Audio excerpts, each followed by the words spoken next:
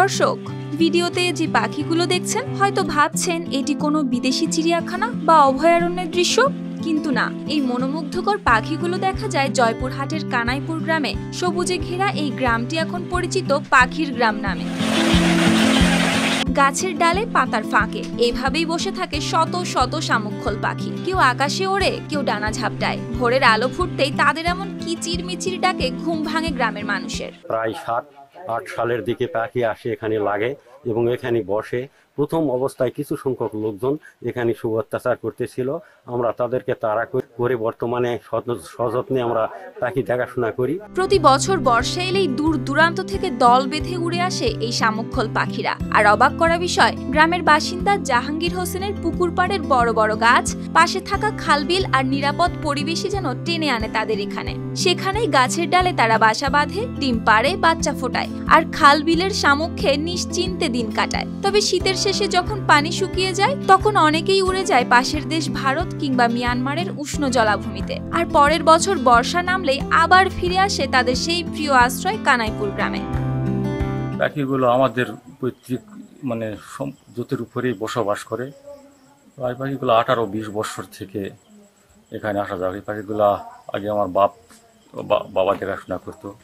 বাবা গত হয়ে যাওয়ার পর আমরা পাখিগুলাকে দেখাশোনা করছি, নিরাপত্তা দিচ্ছি। টানা তৃতীয়বার অর্জন করেছে দেশের সেরা সুপার ব্র্যান্ড স্বীকৃতি বসুন্ধরা টিস্যু। গ্রামবাসীর ভালোবাসা আর নিরাপদ আশ্রয়ে এখন এই গ্রামের পাখির সংখ্যা ছাড়িয়েছে 10,000-এরও বেশি। তবে শুধু কানাইপুর নয়, ক্ষেতলাল উপজেলার আরও জায়গা জুড়ে পাখিদের জন্য গড়ে তোলা হয়েছে নিরাপদ আশ্রয়। উপজেলা চত্বরও এখন যেন ছোট্ট একটি পাখির কলোনি, যেখানে শান বাঁধানো পুকুরে তৈরি করা হয়েছে আড়ানি, আর গাছের ডালে বাঁধা হয়েছে মাটির হাড়ি, যেন পাখিরা সেখানে নিতে পারে বিশ্রাম আর তাদের যেন মনে হয় এটিও প্রকৃতিরই অংশ। শুধু কানাইপুকুরেই না, জয়পুরহাটের বিভিন্ন এলাকায় পাখি সংরক্ষণের জন্য ব্যবস্থা করে থাকি। আমরা পাখিদের খাবার দেই, পাখিদের বাসস্থান নির্মাণ করি। সম্প্রতি আমরা ক্ষেতলাল উপজেলাতে পাখি কলোনি করতেছি। তো এখানে এখন প্রচুর পাখি, গাছে গাছে হাড়ি বাঁধানো হয়েছে পাখিদের জন্য। দেখার জন্য দেশের দূর দূরান্ত থেকে নানা দর্শনার্থী আসে। তারা এসে একটা ভোগান্তিতে পড়ে যে কোন অন্য গ্রামে চলে যায়।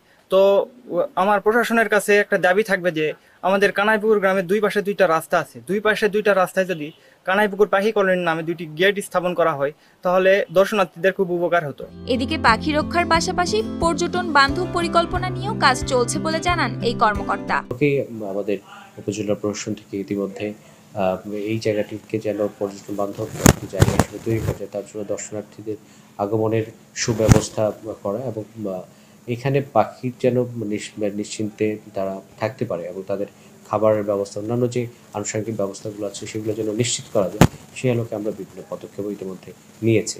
দেশের নানা প্রান্ত থেকে দর্শনার্থীরা আসেন এখানে শুধু এক পলক এই পাখির রাজ্য দেখতে, যেখানে মানুষের ভালোবাসায় কিভাবে টিকে আছে এক অনন্য পাখির গ্রাম। News desk, RTV।